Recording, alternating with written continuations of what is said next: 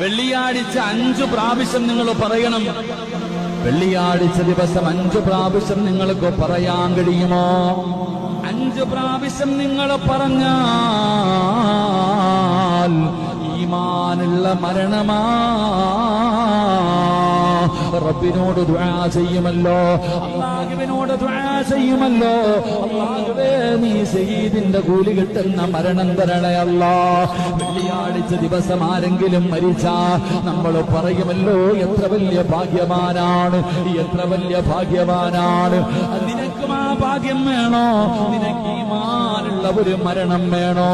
എന്റെ പ്രിയപ്പെട്ടവരെ, ഈ പറയുന്ന ദുആ നിങ്ങളൊന്ന് പഠിച്ചു വെക്കൂ.